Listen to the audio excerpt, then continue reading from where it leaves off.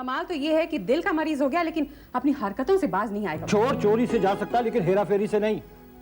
उसकी घुट्टी में बदमाशी, चोरी और अयाशी भरी हुई है। हैरत तो इस बात की है कि इतने पाप करने के बाद भी उसे ये नहीं लगता कि वो कुछ गलत कर रहा है। वाकई किसी खास ही मिट्टी का बना हुआ है आपका ये भाई।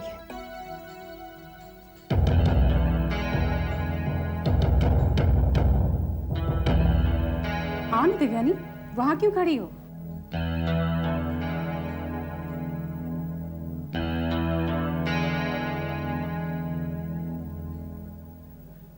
दिव्यानी, ये तुम्हारा बेटा है?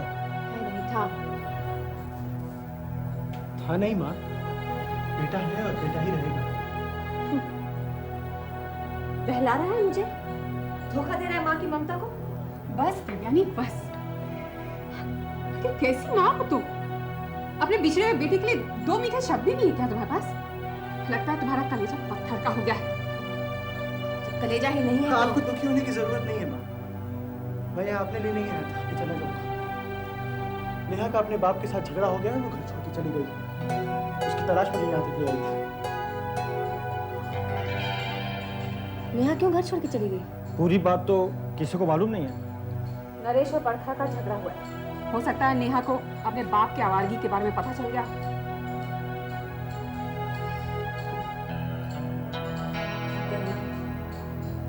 भगवान के घर देर है अंधेर नहीं है। कदम कदम पर ठोकर लग रही है। दिल का मरीज हो गया है। कौन सा सुख रह गया है उसके पास? लेकिन अब भी अहंकार नहीं कर रही है। लेकिन कब तक ये देखना है मुझे।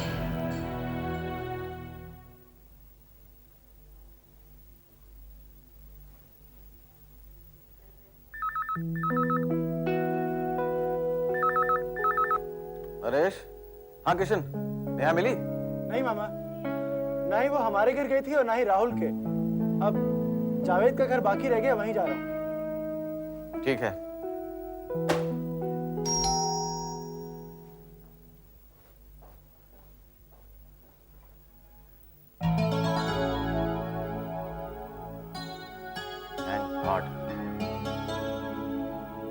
कहाँ चले गए थे तुम?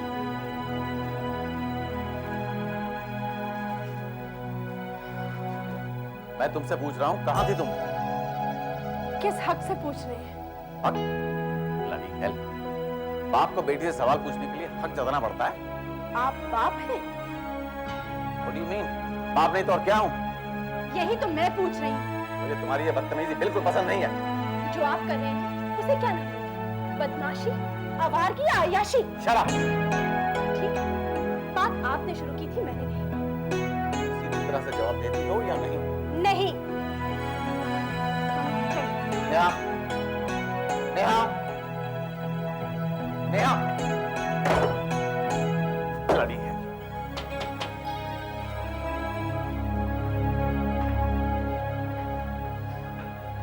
नरेश, नेहा आ गई? तशरीफ ले आई हैं वो। अंदर है अपनी माँ बहन के साथ।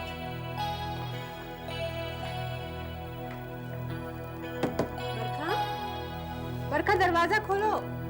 बरखा, मैं करीना हूँ।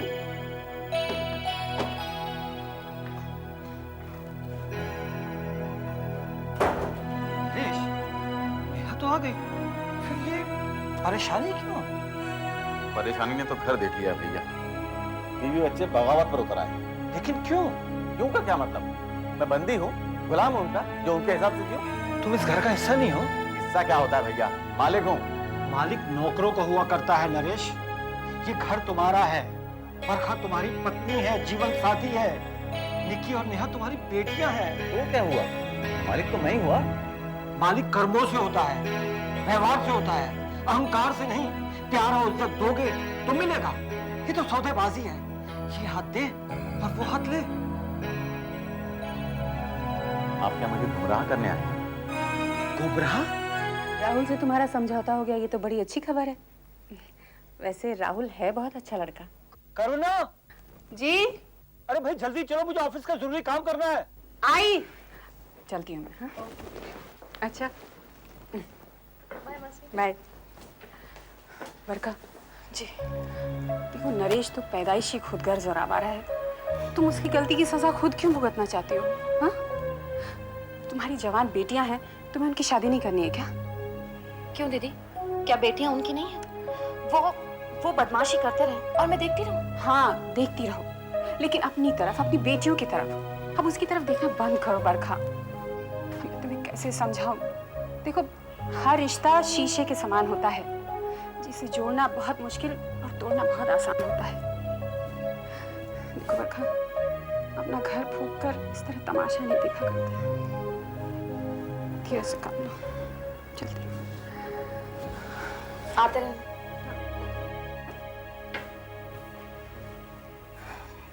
नेहा, राहुल तुमसे शादी करने के लिए तैयार है? जी मम्मी। तो उसकी माँ, वो नहीं मानेंगी। उसके पापा? उसके पापा ने हमेशा से राहुल का साथ दिया है। मम्मी, मैंने और राहुल ने एक फैसला किया है कि अगर नैना आंटी ऐसी ही अड़ी रही तो हम दोनों चुपके से रजिस्टर्ड मैरिज कर लेंगे। ठीक है। निकी, निकी,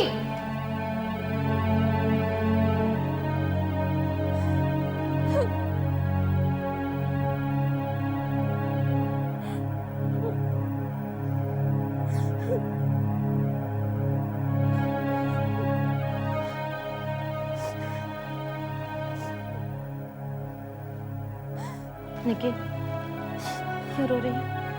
सजा भुगत रही हूँ, अपने किए की सजा। क्या मेरे नसीब में किसी को धोखा देना, ये धोखा खाना ही लिखा है। राहुल ने अपनी माँ के दूध का कर्ज अदा किया है, लेकिन उसने मुझे तो सूली पर लटका दिया ना माँ। देख निकी, अगर तू इसी तरह से सोचती रहेगी तो जिंदगी भर सूली पर लटकी रहेगी। जो कुछ हुआ है उसे एक नाटक समझकर भूल जा। राहुल ने तेरे साथ नाटक किया, तूने जावेद के साथ। गुनाहगार तो तू भी बराबर की हुई ना। कुदरत का इंसाफ समझकर भूल जा बीते हुए कल को।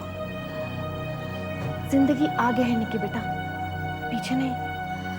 लेकिन मम्मा, अगर चोट सिर्फ मुझे ही लगती ना तो मुझे अपने गिल्ट का इतना बड़ा एहसास नहीं होता। लेकिन मेरी वजह से पापा बीमार हो गए। निकी, नरेश पर तो बिजली कभी ना कभी गिरनी ही थी। तेरी वजह से नहीं तो किसी और वजह से गिर जाती। नरेश तेरे किए की नहीं, अपने किए की सजा भुगत रहा है। एक न एक दिन जिंदगी में सभी को हिसाब देना पड़ता है निकी, वही नरेश कर रहा है।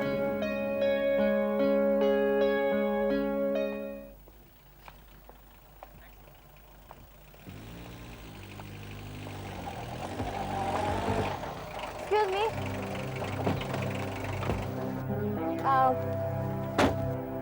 प्रकाश सेठ यही रहते हैं? हाँ, क्यों? तुम उनकी? मैं उनकी छोटी बेटी पायल हूँ। कहिए। उनका एक्सीडेंट हो गया है। क्या कह रही हैं आप? चलो मेरे साथ। चलो बैठो।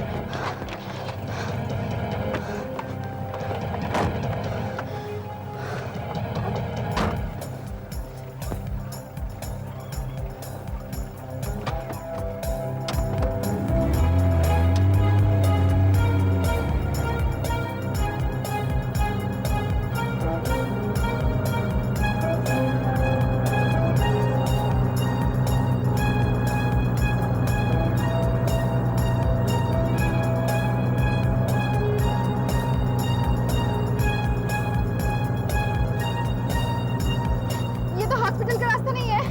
ये जंगल में कहाँ जा रहे हो? पापा कहाँ हैं?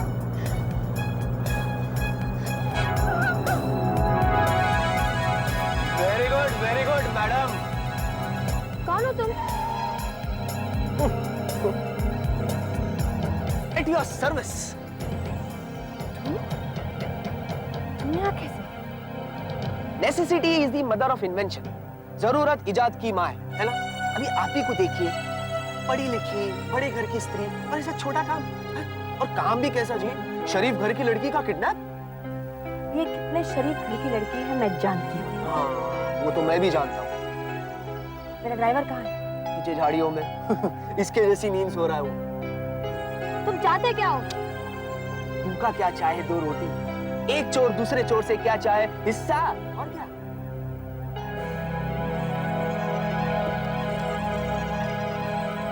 ये ले, अब जाओ यहाँ से। ये तो मैं ले लेता हूँ, पर जाने के बाद नो। क्या मतलब? पाप के भागी है हम, भूल गई? अरे पार्टनरशिप की है हमने। हाँ, हराम की कमाई हरामियों में बंटनी है। Shut up! वक्त की नजाकत को समझिए। अगर आपके ड्राइवर को होश आ गया तो हमारे होश उड़ा देगा वो। बना बनाया खेल बिगड़ जाएगा। अब जल्दी बताइए जाना कहाँ है? Time is money. बड़े कमीने मालूम पड़ते हैं। हाँ, नो डाउट अबाउट इट। ये फर्स्ट क्लास फर्स्ट हूँ मैं कमीनेपन में। चलाओ गाड़ी। ये हुई ना बात।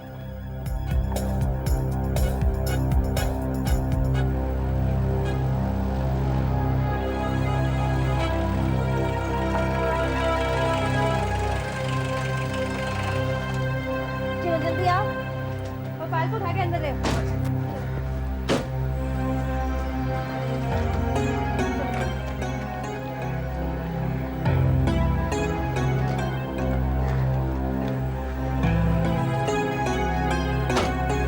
चलो जल्दी आओ, जल्दी करो। हाय रे मजबूरी, वरना आज मेरा एक और अकाउंट खुल जाता। Miss you. यहाँ ले आओ, सोफे पे रखो, सोफे पे लगा दो, संभाल के।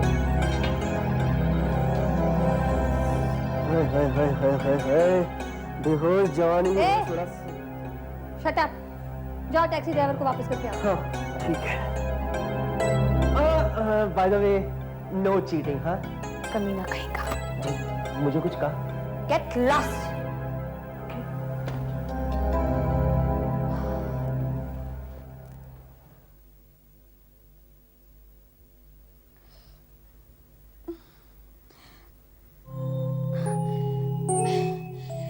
क्या हो गया मुझे? मैं यहाँ कैसे आ गई? कौन लाया मुझे? तुम मुझे यहाँ लाई हो? क्यों? ये क्या कर रही हो? हटाओ इसे। चुप बैठे रहो। लेकिन मैंने तुम्हारा क्या बिगाड़ा है? क्यों लाई हो मुझे यहाँ? मुझे जाने दो प्लीज।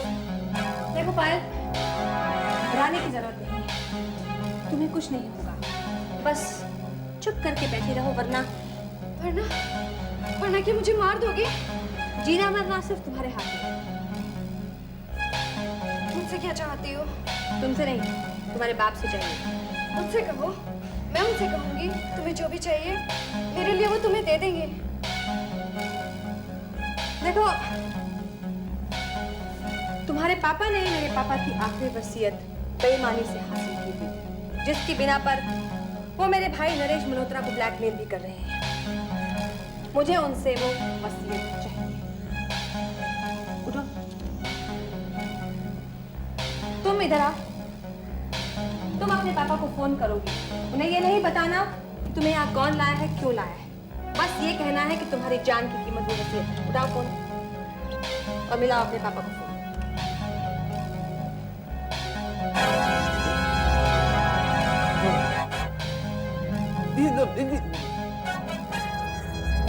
इधर बैठो, बैठो इधर।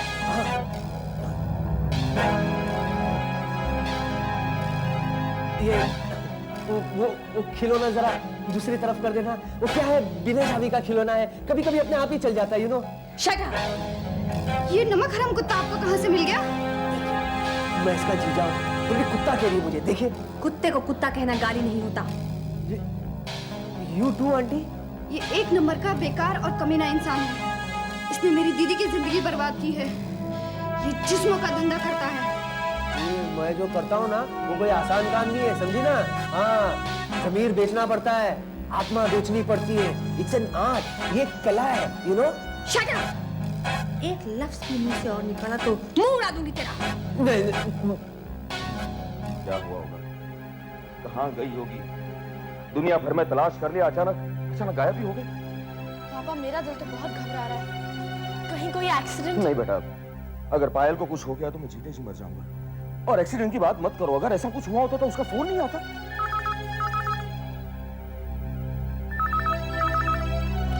आओ। कौन? पायल? पायल कहाँ हो तुम? बेटा कैसी हो तुम? ठीक तो हो ना? पापा, पापा मैं पायल अचानक चुप क्यों हो गई? क्या हुआ? मुझे किडनैप कर लिया गया है पापा। किडनैप? पायल किसने किडनैप किया तुम्हें? किसकी मौत आई है पायल, बताओ मुझे। नहीं बता सकती पापा, क्यों बेटा? मेरी जान को खतरा है, नहीं बता सकती। हाँ देखो पायल बेटा, बी केयरफुल। अच्छा उससे पूछकर बताओ कि उसे कितने रुपए चाहिए, मैं उसे कुछ भी देने के लिए तैयार हूँ। देखो बेटा चिंता मत करना, उसे पूछकर बताओ। रुपया नहीं चाहिए। तो फिर क्या चाहिए? मेरी जान चाहिए, मैं तेरे लिए अपनी जान भी दे सकता हूँ बेटा। जान भी नहीं चाहिए। तो फिर क्या चाहिए उसे? वसीयत। हाँ। अच्छा तो ये पंजा नरेश मल्होत्रा ने मारा है? नहीं। नहीं? अच्छा तो ये कमीनी हरकत नरेश मल्होत्रा की बहन देवयानी की है। कमीनों के साथ कमीना बनना कमीनापन नहीं। यानी जब दुर्योधन पर सीधे हथियार असर नहीं कर रहे थे तो भगवान कृष्ण ने भीम को गदा कहाँ मारने को कही? अपनी बेटी सही सलामत चाहते हो क्या? देखो अगर तुमने पायल को हाथ भी लगाया तो मैं तुम्हारे टुकड़े करवा दूंगा। तुम भूल रहे हो प्रकाश, तुम टुकड़े करवाते हो, देवयानी करती है। याद है उस नकली पठान और उसके बेटे के साथ क्या किया था मैंने? देवयानी आधी पागल है, जो कहती है वो करती भी है। बोलो बेटी जिंदा चाहिए या? देवयानी मैं खामखा मुंह से झाग मत निकालो। तुम मेरा कुछ नहीं बिगाड़ सकते, ना पुलिस के थ्रू ना अपने गुंडों के थ्रू। साफ साफ बोलो, पायल चाहिए या वसीयत? हेलो हेलो हेलो, बोलो पायल चाहिए या वसीयत? पापा वो जो मांग रहे हैं दे दो। नरेश की किस्त नहीं मिलेगी तो हम कंगाल नहीं हो जाएंगे। आपके पास पैसे भी बहुत हैं। प्लीज पापा। हेलो, हमें आपकी शर्त मंजूर है, वसीयत आपको मिल जाएगी। कब? बेटा बैंक आज और कल बंद है, मंडे को खुलेगा। हेलो, ठीक है सुन लिया है मैंने। वसीयत मंडे को निकाल लेना। पायल और वसीयत कैसे बदले जाएंगे ये मैं फिर फोन करके बताऊंगा। देखो मेरी बेटी वापस कर दो, वसीयत तुम्हें सोमवार को मिल जाएगी। तो बेटी भी सोमवार को मिल जाएगी, तब तक वो यहाँ आराम से रहेगी, चिंता मत करो।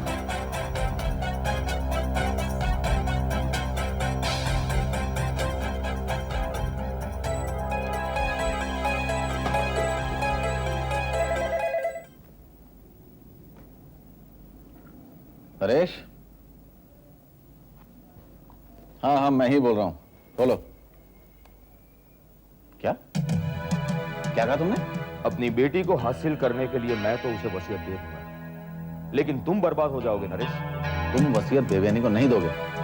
सॉरी नरेश, मुझे दौलत से ज्यादा पायल की जान प्यारी है, मैं उसकी जान जोखिम में नहीं डाल सकता। तुम्हारी बहन बहुत ही खतरनाक औरत है, पहले ही 2 खून कर चुकी है वो।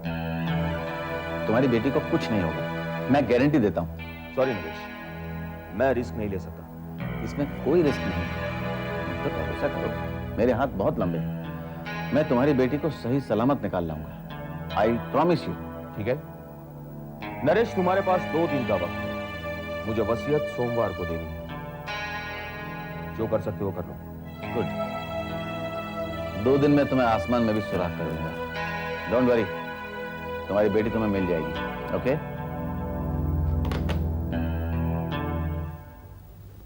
अरे दिव्यानी, इंस्पेक्टर डिसूजा तुमसे ही मिलने आए हैं। हेलो। हेलो दिव्यानी। कैसे आना हुआ, कोई खास बात? बात तो खास ही है। नहीं, बस अंदर जा रही थी आराम करने के लिए, थक गई। आराम? लगता है मंजिल मिल गई। मंजिल? वही जिसकी तलाश थी, वसीयत। मिली तो नहीं, लेकिन उम्मीद है कि मिल जाएगी।